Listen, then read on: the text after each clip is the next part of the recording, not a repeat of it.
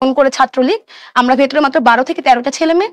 এরা ৪ দফায় হামলা করার পরে আমি কোনোভাবে বের হতে পারতেছি না। যত ভিডিও কথার ধরন নিয়ে এবং গায়ের রং নিয়ে এবং ছবি নিয়ে যে ফাঁদজান এবং স্মৃতিকে আটকাতে যে ভেঙে ফেলতে বা গুটাতে ফেলে যা ডিজিটাল মব কাজ করছে। এমন একটা ব্যাপার এখানে শুধু আমি একা বা আমাকে একা আটকানোর চেষ্টা করা হয়েছে এরকমটা না। আমি দেখি যে এন্টায়ার টাইমে আমি ফ্রন্টে যাদেরকে দেখেছি প্রত্যেককেই সামহাউ সামহোয়্যার আটকে ফেলার চেষ্টা করা হয়েছে। যেখানে আমিও ছিলাম, যেখানে আমার সঙ্গে হয়েছে। আমি যেই সময় রাস্তায়, আমি যেই সময়ে একটা চরম শঙ্কার মধ্য দিয়ে যাচ্ছে আমার জীবন যে আমি লাইফ থ্রেট পেয়ে গেলাম। এরপর এমনও গিয়েছে রাস্তায় এত স্ট্রেঞ্জার, এত আমি চিনি না এত পুরুষ মানুষ এরা কারা, কি, কোথা থেকে এসছে। এরা আমাকে আমার বাসা অব্দি সম্পূর্ণ মানে যতটুকু নিরাপত্তা দেওয়া যায়, এটা দিয়ে কিন্তু আমাকে আমার বাসা অব্দি দিয়ে এসছে এবং প্রত্যেকবারই এটা হয়েছে। এবার যদি আমি আপনাকে একটু বলি যে ৫ তারিখের পর আমাকে নিয়ে যখন যেমন ১৫ তারিখে ডিএমসি থেকে বের হওয়াটা আমার জন্যে মানে লাইফের সবচেয়ে বড় থ্রেট ছিল ওখানে। প্রায় ৩০-৪০ একবার গিয়ে ৫০ জন করে ছাত্রলীগ। আমরা ভেতরে মাত্র ১২ থেকে ১৩ টা ছেলে মেয়ে। এরা ৪ দফায় হামলা করার পরে আমি কোনোভাবে বের হতে পারতেছিলাম না। কারণ ওরা আমাকে সব জায়গায় সামনে দেখে ফেলতেছিল।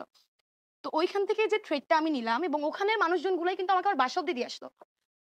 এরকম একটা জায়গায় আমি যখন দেখলাম তখন আমার কাছে স্বাধীনতার মানে আসলে অন্যরকম। তখন আমার কাছে এটা শুধু কোটা, এটা শুধু এই আন্দোলন এরকমটা আমার কাছে না। তখন আমার কাছে বাংলাদেশ ইস সামথিং এলস যে এরকম বাংলাদেশ আমি তো এটাই চাই। আমি রাস্তায় বের হচ্ছি, আমি কাউকে চিনি না, ও আমাকে আমার ড্রেস মানে তো বিরাট নতুন একটি পডকাস্টে আপনাদেরকে জানাই স্বাগতম। তো আমরা আজকে যে পডকাস্টে আমরা একদম স্মৃতিকে সম্পর্কে এবং আমরা বিভিন্ন নিউজ সম্পর্কে এবং পডকাস্ট এই চ্যানেলে আপলোড করে থাকি। এই কারণে আপনাদেরকে রিকোয়েস্ট হবে আমাদের এই রেজা টিপস এই চ্যানেলটি সাবস্ক্রাইব করবেন এবং পাশাপাশি বেল আইকনটি বাজিয়ে দেবেন। নিজের ভাই বোনের মতো। তো তখন আমার কাছে আসলে স্বাধীনতার ব্যাপারটা অন্যরকম ছিল যে যাই হোক আমি এরকম দেশ চাই, এতে আমার মরা লাগলে আমি মরতে আসছি। তো এরপর যখন আমাকে নিয়ে স্লাট শেমিংটা শুরু হইলো, তখন যে শুধু স্লাট শেমিং হইলো বা এরকম কিন্তু না। আমার বাবার কাছে বিভিন্ন ফোন কলস গিয়েছে। আমাকে বের হবে না। তার কথা সে বাসার মধ্যেই থেকে যাবে, যা হয় হোক। তো এরকম আমি তখন ঢাকাতে। আমার তখন যাওয়ার অপশন আমি তখন অসুস্থ। তো এই যে ব্যাপারগুলা গেল, এখন দেখেন আমি বলছি যে এই সাইবার যে মব আমার মনে হয় না এটা একদিনে ক্রিয়েট হয়েছে। এটা কোনোভাবেই একদিনে না। আপনি যদি বিভিন্ন মেয়ে স্টারদেরকে দেখেন, আপনি দেখবেন যে এরা বছরের পর বছর গালিই খাচ্ছে। শর্ট ড্রেস পরা থেকে শুরু করে, কথা বলা থেকে শুরু করে সব জায়গায় গালি খাচ্ছে।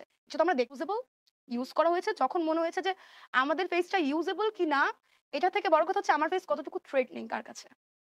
সেটা যখন এসে পড়েছে তখন আসলে বলে না স্লাট শেমিং থেকে শুরু করে তো সম্মানিত ভিউয়ার্স, আজকের এই পডকাস্টে এতটুকু অর্থ আপনারা যা বোঝার বুঝছেনই।